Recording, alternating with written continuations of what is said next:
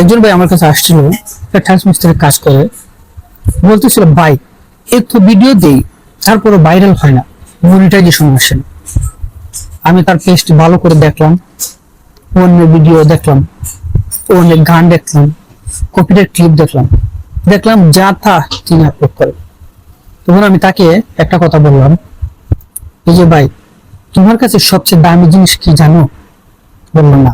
আমি বললাম ক্যামেরা না, তোমার সবচেয়ে দামি জিনিস হলো তোমার বাস্তব জীবন। তখন সে একটু থমকে দাঁড়ালো। আমি বলি আমি তোমাকে স্টেপ বাই স্টেপ বুঝাই। দেখেন, ফার্স্ট অফ অল যে স্টেপটি আছে, প্রথম স্টেপ, কাজ করে ছোট ছোট ভিডিও করো, টাইলস কাটার দৃশ্য, কাজের আগের পরের দৃশ্য, সুন্দর ডিজাইন, মানুষ এগুলো সবচেয়ে বেশি পছন্দ করে।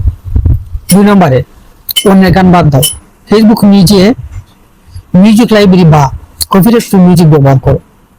স্টেপ 3, ভিডিওতে নিজের কণ্ঠ যোগ করো, কি কাজ করছো, কত সময় লাগে, কত কষ্ট হয়, এসব বলো, মানুষ গল্প পছন্দ করে। স্টেপ 4, প্রতিদিন একটা হলেও অরিজিনাল কন্টেন্ট আপলোড করো, কারণ অরিজিনাল কন্টেন্টের ভাইরালের ভাইবটা বেশি থাকে এবং শক্তিশালী হয়।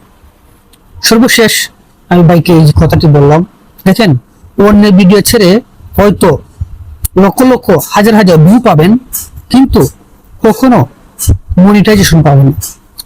নিজের ভিডিও ছাড়েন, একদিক থেকে পরিশ্রম হবে, আবার পরিচয় হবে, অন্যদিকে আপনার আয় হবে।